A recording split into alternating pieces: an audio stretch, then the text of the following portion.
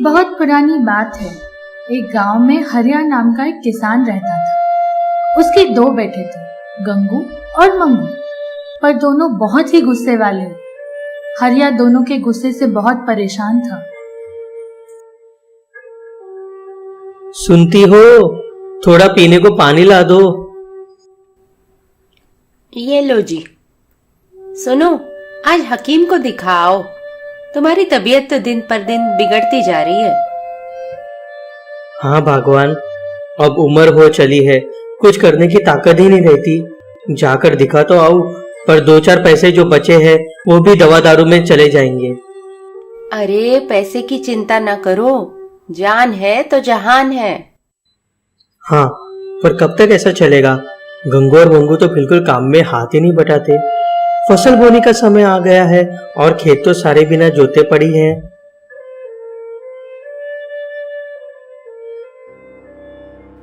मैं तो कहती हूँ वो पास के गांव के पंडित को दिखाऊं क्या? कुछ पूजा बोलेंगे तो करा लेंगे। मेरे बच्चे दिल के बुरे नहीं हैं, बस जबान थोड़ी तेज है। तुम ही ने बिगाड़ा है। जगह काम के लिए बात की, वहाँ 2 दिन से ज्यादा नहीं टिके, बस गुस्सा करके लड़ाई झगड़ा करके भाग आते हैं। सुनो जी, चिंता ना करो, मैं फिर समझाती हूँ और धनिया काकी से बात करके दोनों की कुंडली भी दिखा देती हूँ। कुछ ग्रह शांति करा के सब ठीक हो जाएगा। ये सब बोलने की बातें हैं, कुंडली दिखाने से कुछ नहीं होगा। हे भगवान, मैं क्या करूँ? इतने बड़े हो गए हैं पर दोनों को बिल्कुल अपनी जिम्मेदारी नहीं समझ आती। हर बात पे गुस्सा करते रहते हैं, कुछ भी बोलो तो सुनते नहीं है। क्या करूँ भगवान? गंगू और मंगू दोनों आते हैं और बाबा के सामने खड़े हो जाते हैं। अरे माई, क्या बनाया खाने के लिए? जल्दी परोस दो, जोरों से भूख लगी है। बेटा, यहाँ बैठो और मेरी बात ध्यान से सुनो। देखो, अब माँ बाप तुम्हारे बूढ़े हो गए हैं, कुछ हाथ बटाओ। देखो, पूरा खेत बंजर पड़ा है। जब से बीमार हुआ हूँ कुछ नहीं बोया गया। तुम दोनों ही अब आगे बढ़कर काम शुरू करो। देखो पिताजी, कह देता हूँ, मुझे तो किसानी नहीं करनी है। मुझे भी नहीं। माँ, जल्दी खाना खिला दो, मेरा दिमाग बहुत गर्म हो रखा है। वो धनिया काकी का बेटा बंसी, उससे अपनी झड़प हो गई। बोल रहा था कि तुम लोग तो काम करते नहीं हो, अपने बैल हमें दे दो, क्योंकि तुम्हें तो काम करना नहीं है। कम से कम हम तो अपने खेत जोत लेंगे। हाँ बाबा, उसको सबक सिखाना ही पड़ेगा। हम दोनों को निकलना समझता है। उसकी तुम्हें अच्छे से खबर लेता हूँ शाम को। अरे मूर्खो, क्या गलत बोला? तुम दोनों कुछ नहीं करते, किसी के काम तो आई है बैल। क्या जाने अब इन्हें बेच के ही थोड़े दिन का खर्चा निकल आए। बाबा, बंसी की तो खैर नहीं, तुम देखना, आज धूल नहीं चटाई उसे तो अपना नाम बदल लूंगा। हे भगवान, क्या करूं मैं इन दोनों का?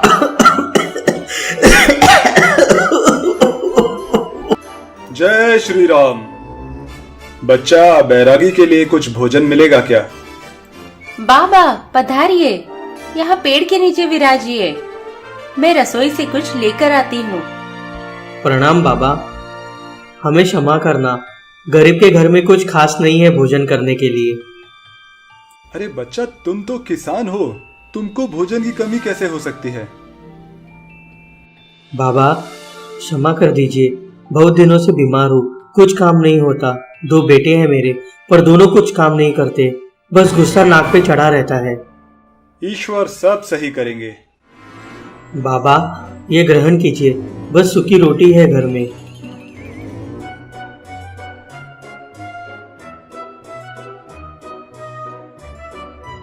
बेटा, मैंने तुम्हारी बातें सुन ली। एक उपाय है तुम्हारे बच्चों के क्रोध का। दोनों को यहाँ बुलाओ। गंगू और मंगू दोनों आते हैं और बाबा के सामने खड़े हो जाते हैं। बच्चों, मैंने तुम्हारे माता पिता से सारी बात विस्तार से सुनी। तुम दोनों को जो क्रोध आता है उसका उपाय है मेरे पास। बस तुम दोनों को मेरी बात ध्यान से सुननी होगी और जो बोलूं वो करना होगा। गुरुजी, हम आपकी बात का पालन करेंगे, पर गुस्सा हमारे बस की बात न है। बस दिमाग गर्म हो जाता है, उसके बाद अपने ऊपर काबू ना रहता। कोई बात नहीं, बस अगर गुस्सा आए तो एक दूसरे की मदद करना और जो बोलूं उसका पालन करना। जी गुरुजी, बताइए क्या करना होगा? बच्चों, ये लो, ये पोटली, इसमें कुछ मिट्टी की गोलियां हैं। जब भी तुम्हें गुस्सा आए तो बस किसी से बात किए बिना अपने आंगन के पीछे वाले खेत में जाना। जितना गुस्सा आए तो वो कुदाल उठाना और जमीन खोदना शुरू करना। सारा गुस्सा तुम्हें खेत पे निकालना है, और गुस्सा शांत हो तो एक गोली पोटली से निकाल के मिट्टी में दबा देना। बस समझना कि ये गुस्से की गोलियां हैं और तुम मिट्टी में इनको गाड़ रहे हो। जब सारी गोलियां खत्म हो जाएं तो समझ लेना कि तुम दोनों का गुस्सा भी खत्म हो गया है। जी बाबा जी। और सुनो, सिर्फ एक ही जगह नहीं खोदना, अलग अलग जगह खोदना। और एक भाई को गुस्सा आए और वो अपने गुस्से की गोली गाड़ दे तो दूसरा भाई उसकी मदद करेगा, उसी जगह गुस्से पे पानी डालाएगा। बस रोज उस पे पानी डालते रहना। जी गुरुजी, हम समझ गए। ठीक है, और मैं तुम दोनों से मिलने फिर आऊंगा। बाबा, आप ही का सहारा है, आपके आने को धन्यवाद। भगवान भला करे। साधु बाबा के जाने के बाद दोनों भाइयों ने बाहर ही वो पोटली एक पेड़ पे लटका दी। शाम को वो बंसी से मिले तो उन्हें खूब गुस्सा आया, पर फिर बाबा की बात याद आई। वो दोनों घर आए और गंगू ने खेत में खोदकर एक गोली गाड़ दी। मंगू ने पानी डाल दिया। अगले 1-2 हफ्ते तक दोनों में एक को भी गुस्सा आता तो वो खेत खोदता और एक गोली गाड़ देता। जल्द ही सारी गोलियां खत्म हो गई। फिर 2 महीने बीत गए। बच्चा, कोई है क्या? अरे बाबा आप, प्रणाम। आइए आइए, बैठिए। बाबा की जय हो। आपका उपाय एकदम काम कर गया। हमने 1-2 हफ्ते में जब भी गुस्सा किया तो एक गोली गाड़ दी और फिर दूसरे भाई ने पानी डाला रोज गुस्से पे। बाबा 2 हफ्ते में ही सारी गोलियां खत्म हो गई, और फिर हमने देखा कि खेत तो सारा खुद चुका था, और जहाँ जहाँ गोलियां डाली वहाँ वहाँ छोटे छोटे अंकुर आ गए थे। हाँ बाबा, शायद उन गोलियों में बीज था। और अब देखिए, पूरे खेत में अलग अलग प्रकार की बेलें लगी है और ऊपर सब्जी और फल लगे हैं। हाँ बाबा, हमको सारा किस्सा समझ आ गया। हमने गोलियां खत्म होने पे भी पानी डालना बंद नहीं किया, और देखिए ये सब अब मंडी में बेचने को तैयार हैं। हाँ बच्चों, मैंने तुम्हें बस अपने गुस्से को सही जगह लगाने को बोला। तुमने गुस्से की वजह से अपनी ऊर्जा व्यर्थ करने की जगह खेत में लगा दी, मेहनत में लगा दी, तो उसी का फल तुम्हें मिला है। बाबा प्रणाम, आपकी जय हो। आपने मेरे बच्चों को सुधार दिया। मैं तो बस यहाँ से जा रहा था जब मैंने तुम्हारी और तुम्हारे पति की बात सुनी और बस गुस्से का उपाय करने आ गया। बाबा की जय हो, बाबा की जय हो। तो ये थी गंगू और मम्मू की कहानी। तो बच्चों, क्या आप भी गुस्सा करोगे? अगर गुस्सा आया तो उसे किसी नेक काम में। एक गांव में एक किसान रहता था। उसका नाम था चंबोली राम। चंबोली राम एक दिन जंगल से जा रहा था तो उसने एक जादुई मुर्गी देखी, चमकदार सुनहरी मुर्गी। अरे वाह, ये तो गजब मुर्गी है। इतना सुंदर मुर्गी तो हम कभी ना देखा अपनी जिंदगी में। वो उसे अपने घर ले आया और दाना खिला के पालने लगा। अगले दिन सुबह चंबोली मुर्गी के पास जाता है तो वहाँ उसे एक सुनहरा अंडा दिखता है। अरे ये तो कोई मामूली अंडा नहीं है, ये तो सोने का अंडा है। प्रभु, तुमने हमारी सुन ली, हमारी गरीबी दूर कर दी। चंबोली अंडे को ले जाकर शहर में एक सुनार को बेच देता है। भीम जी भाई, ये हमरे पास थोड़ा सोना है, एक आग कितना दे सकत हो? वाह भैया, ये तो काफी सोना है। लाओ, ये हमको दे दो और ये पैसा तुम ले लो। हमरे भाग खुल गए। इतना पैसा तो हम कभी भी नहीं देखा अपनी जिंदगी में। ऐसे ही मुर्गी रोज एक अंडा देती और चंबोली राम रोज अंडा बेच देता और पैसों से अपने परिवार के लिए अच्छा अच्छा सामान ले आता। धीरे धीरे वो काफी अमीर हो गया और लोग उससे जलने लगे। ओ चंबोली भैया, कैसन बा? आजकल तो एकदम टिप टाप हो गए हो। जे बड़ा घर ले लिया है, कोनो लॉटरी लग गई है का? अरे नंदू, लॉटरी तो छोटी चीज होवत है, हमारी किस्मत तो ऊ से भी ऊपर है। बचपन से गरीब रहे, लेकिन भगवान ने इकट्ठे ही भेज दिया। अब देखो, हमको एक ऐसी मुर्गी मिली है जो रोज सोने का अंडा देवत है। हम रोज ओकू शहर जाके बेच आत हूँ, खूब माल मिलत है। रोज एक अंडा? वाह जी, भगवान तुम पे इतना मेहरबान है। पर तुम तो खैर मूर्ख ही हो। सोचो सोचो, जब एक अंडा रोज निकल आत है तो उनके पेट में कितने सारे अंडे होंगे। तुम्हारी जगह हम होते तो एक ही दिन में अमीर हो जाते। खैर चलो, हमको काम पे जाना है। अब हमरे पास तो कोनो ऐसी मुर्गी है ना।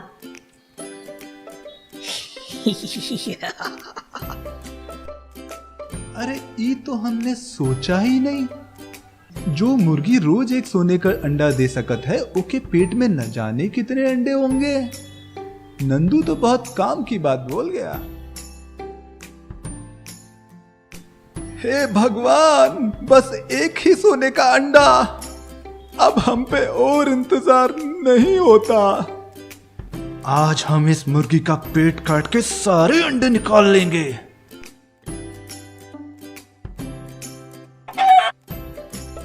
ओह, इसमें तो कुछ भी नहीं है। हमारी मुर्गी माती, ये क्या हो गया नंदू?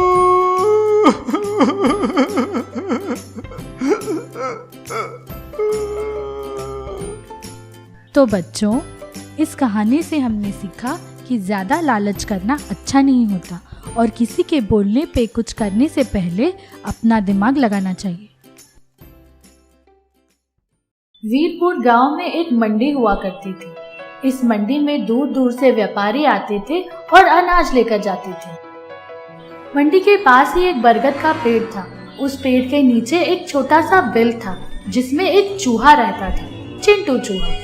चिंटू चूहा उसके परिवार के साथ उस बिल में रहता था। एक दिन वहां से एक व्यापारी गुजरा। उसके पीठ पे एक बड़ा आसा चावल का बोरा था। हे भगवान, बहुत भारी बोरा है, अब और नहीं चल सकता।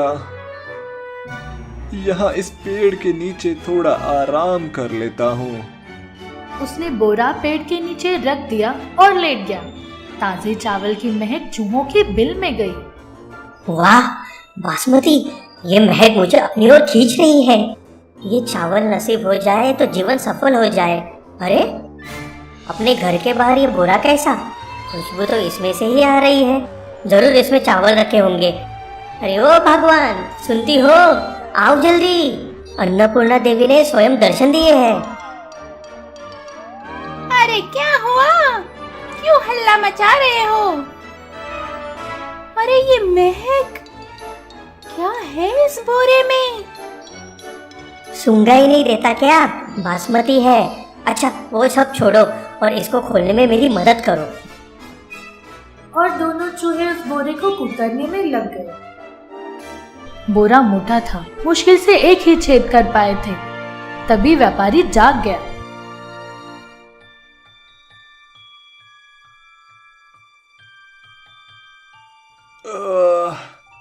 उठ भाई उठ, कितनी देर हो गई और बहुत दूर जाना है, निकलना होगा। ओह, चल मेरी 25 किलो की बोरी, आजा, चल मेरे साथ। फिर उसने चावल का बोरा उठाया और चल पड़ा। चिंटू चूहा ये देखकर दुखी हो गया। अरे रे रे, इतनी जल्दी क्यों उठ गया? अभी तो मुश्किल से एक छेद कर पाया था मैं। बुरा हुआ, दांत तो आया पर मुंह नहीं लगा। चल मिंटी, आज फिर भूखा सोना पड़ेगा। नहीं नहीं नहीं, आज पेट भर के खाएंगे। वो देख चिंटू, चावल का झरना। देख तो सही कैसे चावल गिर रहा है बोरे में से। सही, बन गई बात। आज तो माल मिलेगा, पेट भर के खाएंगे। चल फिर। और फिर दोनों चूहे बोरे के पीछे पीछे चावल खाते हुए चलने लगे। चल फिर। धीरे धीरे काफी बोरी खाली हो गई और व्यापारी को हल्कापन महसूस हुआ। अरे, या तो मैं ताकतवर हो गया हूँ या मेरी बोरी हल्की हो गई है। बड़े आराम से उठा पा रहा हूँ। देखूं तो सही।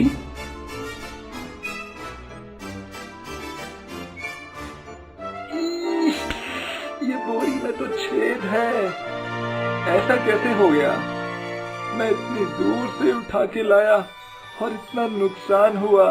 अब क्या करें? चलो कल सेठ को शिकायत करूंगा। उसने फटी बोरी कैसे दी मुझे? और फिर व्यापारी फटे छेद की तरफ से बाकी चावल पकड़कर ले गया। उधर चिंटू मिट्टी का भी पेट भर गया था। मजा आ गया। बहुत मजा आया चिंटू। काश ऐसे ही भोजन रोज मिलता। माँ अन्नपूर्णा ने जैसे उनकी बात ही सुन ली हो। अगले दिन भी वही व्यापारी वैसे ही चावल की बोरी के साथ आया। थक गया। चल कल जैसे ही एक नींद मार लेता हूँ, फिर चल पड़ूंगा। चिंटू और मिंटी को जैसे ही उसकी महक लगी, वो खुशी से उछल पड़ी। चावल आ गया, चावल आ गया, खाने चलो। जय देवी माँ। दोनों फिर बाहर जाके बोरा कुतरने लग जाते हैं। मेरा छेद तो हो गया और मेहनत नहीं करता। देख, अभी व्यापारी उठेगा। छिप जा। वाह चिंटू जी, तुसी बड़े स्मार्ट हो।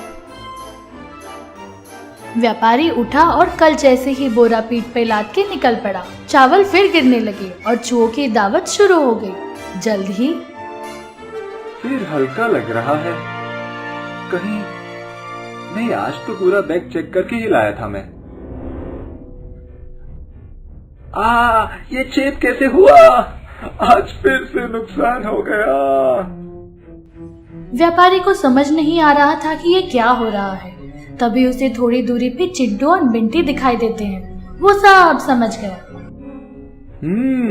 तो ये बात है।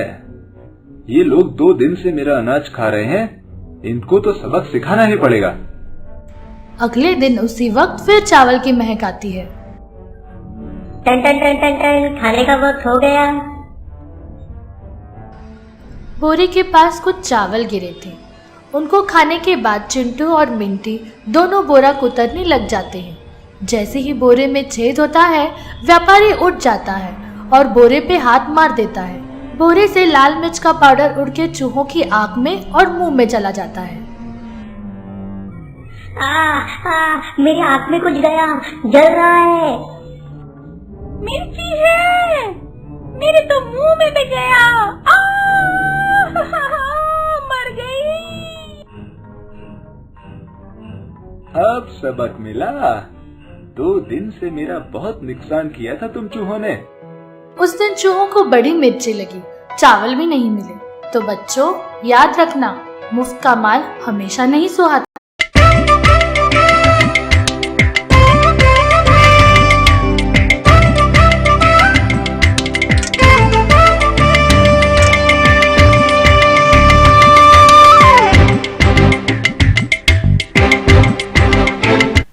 एक गांव में एक लकड़हारा था, गोविंद।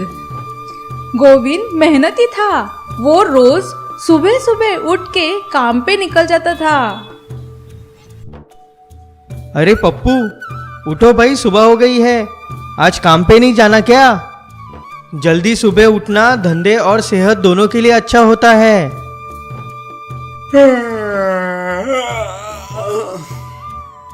अरे गोविंद, जा भाई, ज्ञान मत दे। मैं 12 बजे उठूंगा और काम पे जाऊंगा। वो पेड़ कहाँ भागे जा रहे वैसे भी। ठीक है। मैं तो सुबह जाके बड़े ध्यान से सिर्फ अच्छी क्वालिटी का लकड़ा ही काटता हूँ। खैर, मैं चलता हूँ। पप्पू आलसी था। उसे मेहनत करना पसंद नहीं था, इसलिए वो गरीब था और हमेशा मुश्किल में रहता था। अरे यहाँ तो सारे पेड़ पतले और कच्चे हैं।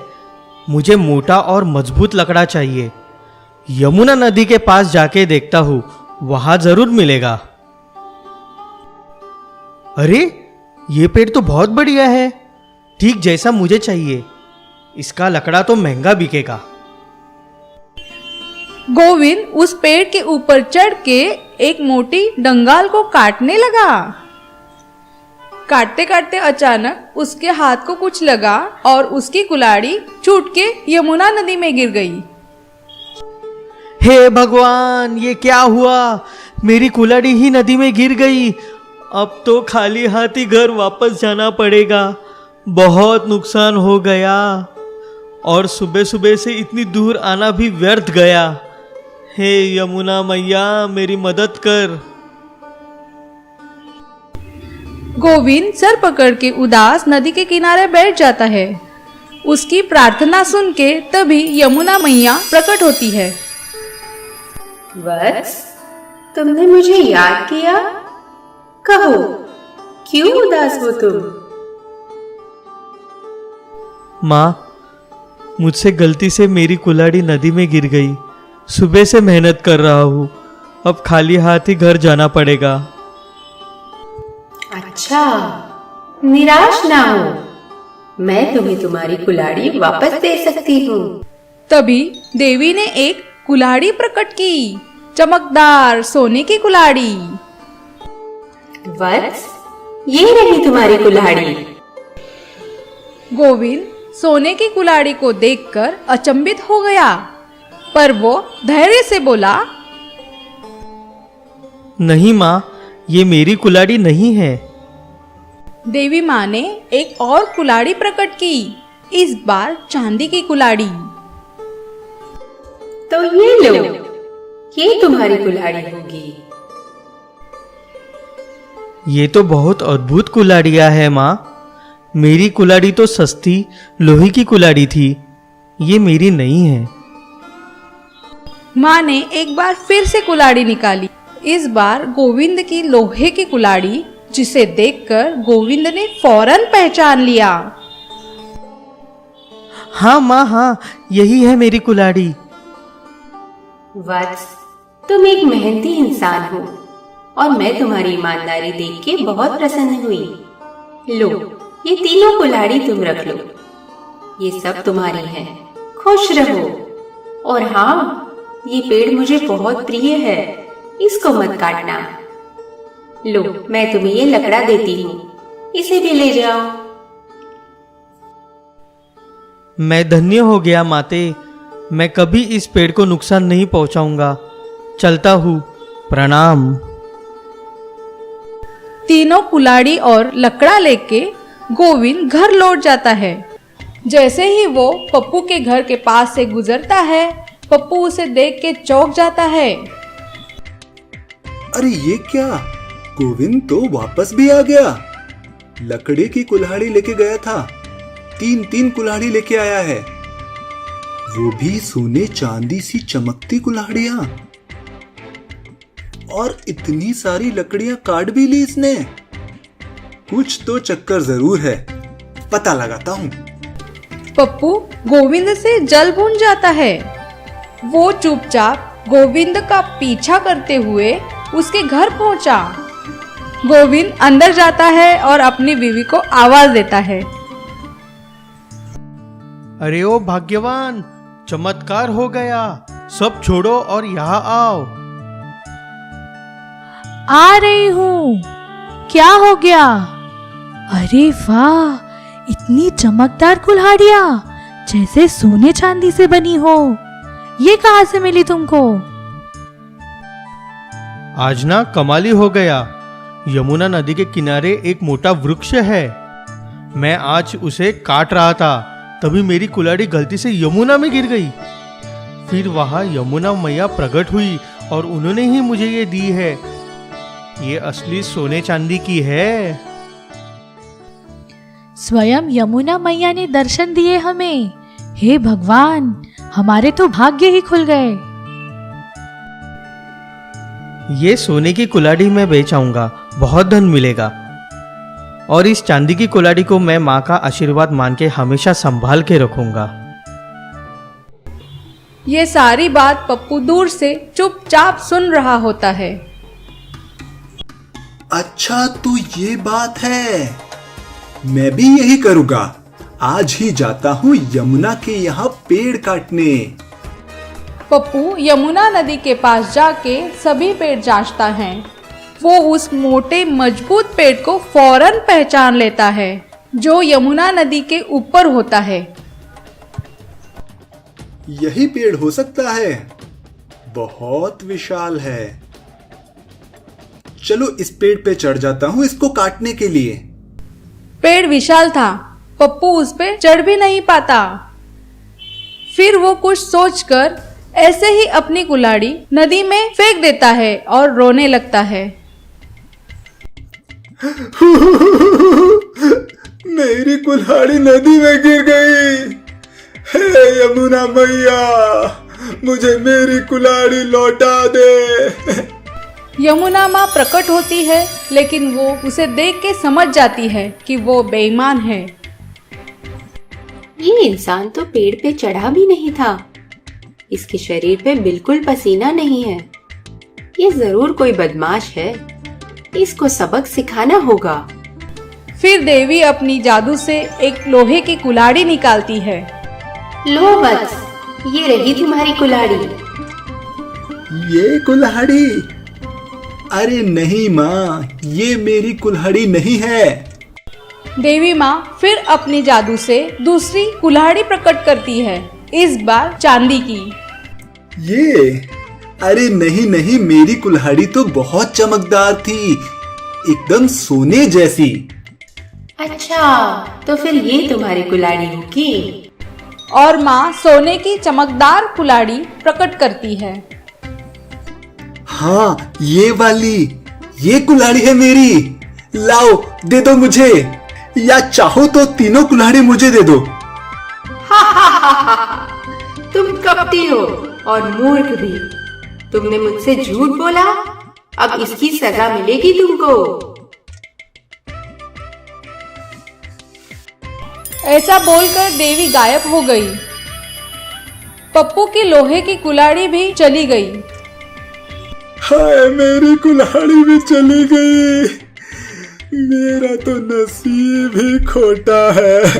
उसको 3-3 कुल्हाड़ी और मुझे एक भी नहीं। बहुत नाइंसाफी है, बहुत नाइंसाफी है। पप्पू को खाली हाथ घर लौटना पड़ा।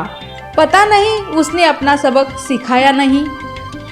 पर बच्चों, इस कहानी से हमको ये सीख मिलती है कि मेहनती और ईमानदार इंसान को हमेशा फायदा होता है, बेईमान का हमेशा नुकसान ही होता है।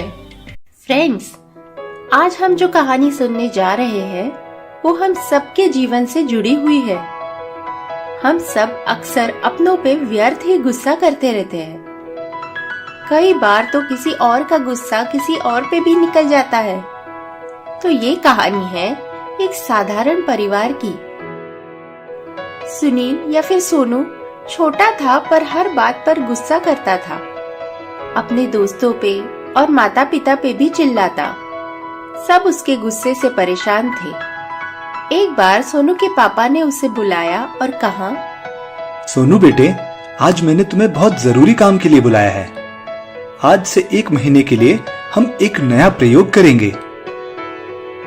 ये लो हथौड़ी और ये कील का डब्बा। तुमको एक काम करना है बेटे। आज से जब भी तुम्हें गुस्सा आएगा, तुम गुस्सा करने के बाद अपने बाड़े में हथौड़े से एक कील ठोक देना, ठीक है?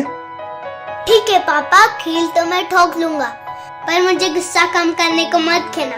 मेरा गुस्सा मेरे बस में नहीं होता। मुझे अगर कोई कुछ बोलेगा तो मैं भी किसी से कम नहीं हूँ।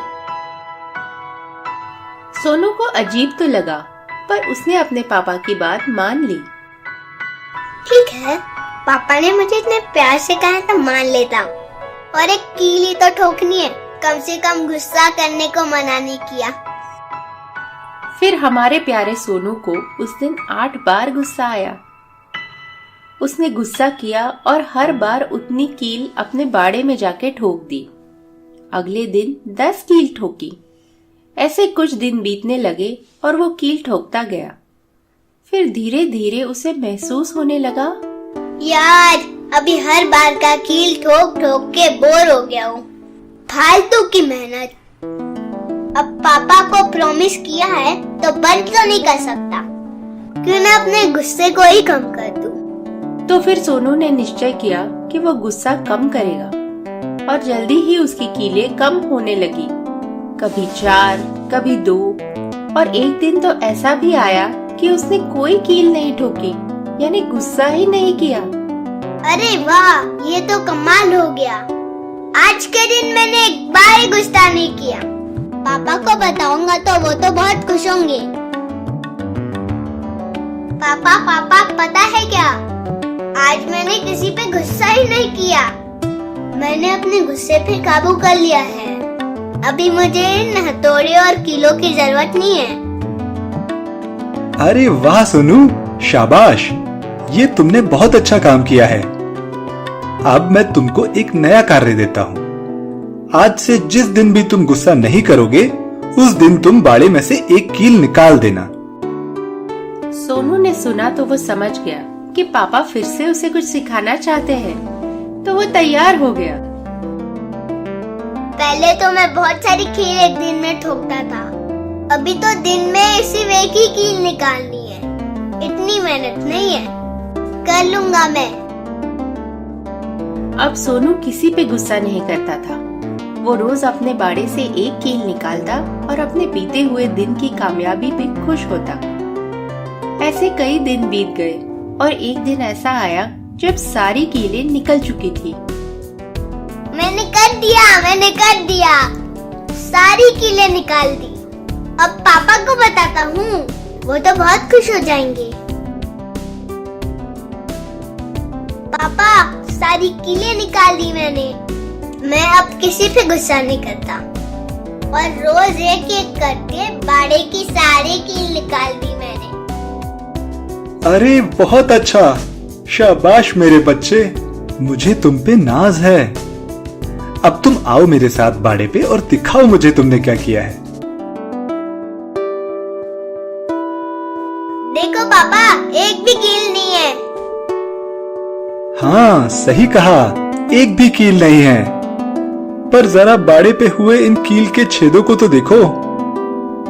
ये कभी ठीक नहीं होंगे बेटे। ये बाड़े की लकड़ी प्रतीक है कि जब हम किसी पे गुस्सा करते हैं तो उनके रिश्ते पे हम अपने गुस्से से कील ठोक देते हैं। फिर वक्त से या माफी मांगने से हमारी वो कील निकल तो जाती है, पर उसके घाव कभी नहीं भरते। फिर वो लोग भी जो हमें बहुत प्यार करते हैं, वो हमारे कहे हुए कड़वे शब्द कभी भुला नहीं पाते। हाँ पापा, मैं समझ गया आपकी बात। कई बार मैं अपने गुस्से में अपने दोस्तों को, माँ को और आपको भी कभी कभी बुरा भला बोल देता हूँ। पर अब मैं बदल गया हूँ और मुझे समझ गया है कि मुझे गुस्से से कोई फायदा नहीं होता। मैं इस बाड़े को फिर से पहले जैसा तो नहीं कर सकता, पर अब इस पे कोई नई कील नहीं ठोकूंगा। इतना तो कर ही सकता हूँ। शाबाश मेरे बच्चे। दोस्तों, सोनू ने अपना सबक सीख लिया, पर क्या हम लोग भी खुद को बदल सकते हैं? कई बार हमको ऑफिस में बॉस से डांट पड़ गई तो हम उनको तो कुछ नहीं कह पाते, लेकिन घर आकर अपने बच्चों पर हम गुस्सा निकालते हैं। ये एक चक्र जैसा है। लेकिन अगर हम अपने गुस्से पे काबू करना सीख लें तो हम अपना ही नहीं औरों के जीवन में भी बदलाव ला सकते हैं। तो ये थी हमारी कहानी गुस्से की कील। आशा है आपको पसंद आई। फ्रेंड्स, अगर आपके पास भी कोई अच्छी कहानी हो तो हमको कमेंट्स में जरूर एक गांव में एक किसान रहता था, मनोहर। मनोहर बहुत मेहनती इंसान था और मन लगा के खेती करता। वो अपने खेत के लिए बहुत दूर से पानी लाया करता था। उसके पास 2 विशाल घड़े थे, जिनको वो डंडे पे बांध कंधे पे रख के नदी से पानी भर के लाया करता था। कितनी धूप निकल रही है और गर्मी भी है। आज खेत की बुआई करता, सफाई भी। ये पानी पहुंचाने का काम हो जाए तो बाकी करता हूँ, बहुत काम है। लेकिन जब मनोहर खेत पे पहुंचा और उसने घड़ों में देखा, अरे ये कैसे हुआ? एक घड़े में पूरा पानी है और एक घड़ा तो सिर्फ आधा ही भरा है। ओह, मतलब एक घड़ा फूटा हुआ है। लौटकर आते आते पानी आधा हो गया। चलो कोई बात नहीं, पर अब नदी का एक चक्कर और लगाना पड़ेगा, बाकी कुछ नहीं। मनोहर रोज नदी के 2 चक्कर लगाने लगा। मनोहर को दुगनी मेहनत करता देख उसके साबुत घड़े को बहुत अफसोस हुआ। वो बोला, अरे फूटे, देख तेरी वजह से मालिक को कितना कष्ट उठाना पड़ रहा है। तू आधा पानी नीचे गिरा देता है और मालिक को दोबारा पानी लाना पड़ता है। ऐसा सुन के फूटा घड़ा बहुत उदास हो गया और रोने लगा। मुझे माफ कर दो, मैं भी रोज देखता हूँ और मालिक की हालत देखकर मुझे भी बहुत बुरा लगता है। पर मैं कर भी क्या सकता हूँ, मैं तो एक फूटा हुआ घड़ा हूँ। अगले दिन जब मनोहर पानी भरने के लिए जाने लगा तो उसने घड़े के रोने की आवाज सुनी। उसने उससे कारण पूछा। मालिक, तुम रोज इतनी मेहनत से पूरा पूरा पानी भर के लाते हो, लेकिन मेरे फूटे होने की वजह से मेरा आधा पानी तो बह ही जाता है। मैं चाहकर भी पानी को रोक नहीं पाता। इससे अच्छा तो आप मुझे कहीं लेके ही ना जाओ, कम से कम आपकी मेहनत तो कम लगेगी। अरे मेरे प्यारे घड़े, तुमको इस बात का बुरा लग रहा है कि तुम्हारा आधा पानी बह जाता है, लेकिन मेरी नजर में तो तुम बहुत काम के घड़े हो। अच्छा एक काम करो, आज जाते वक्त तुम ध्यान से देखना कि हमारे आसपास क्या क्या उगा हुआ है। फिर काम हो जाने के बाद हम बात करेंगे। मुझे विश्वास है कि तुमको अपनी काबिलियत पे गर्व होगा। तो मनोहर अपने दोनों घड़ों को लाद कर पानी भरने के लिए निकल गए और फूटे घड़े ने देखा कि उसके आसपास तरह तरह के फूल लगे हुए हैं और बहुत हरियाली है। वापस लौट के उसने मालिक से पूछा, मालिक, आपके कहे अनुसार मैंने देखा कि हमारे रास्ते में कई तरह के फूल लगे हुए हैं और हरियाली भी है। ये सब पहले तो नहीं हुआ करती थी, ये कहाँ से आई? पर इनसे मेरा क्या वास्ता है? मैं तो अभी भी एक फूटा हुआ घड़ा हूँ जो अपने मालिक का आधा ही काम कर पाता है। वास्ता है, बहुत गहरा वास्ता है। मुझे जब समझ आया कि मेरे एक घड़े से पानी गिर रहा है, वो फूटा है और रास्ते भर पानी फैलाता हुआ जाता है, तो मैंने सोचा क्यों ना जहां जहां पानी गिर रहा है वहां कुछ पेड़ पौधे लगा दिए जाए। ये पानी व्यर्थ नहीं जाएगा, ये मेरी और तुम्हारी तरफ से एक श्रमदान होगा। और अब देखो, वहां कई फूल लगे हुए हैं जो पूरे रास्ते को महका रहे हैं। इतने सुंदर फूलों को देखकर मेरा वजन भी हल्का लगने लगा है। इन पे अनेक तितलियां आके फूलों का रस लेती है। ये सब तुम्हारी वजह से ही तो है मेरे नन्हे दोस्त। क्या सच? हाँ, याद रखो, अगर हम अपनी कमी को पहचान कर उसे कुछ अच्छे उपयोग में ला सके तो वो कमी नहीं रहती। जैसे तुम्हारे गिरे हुए पानी ने पूरे रास्ते को सुंदर बगीचे में बदल दिया।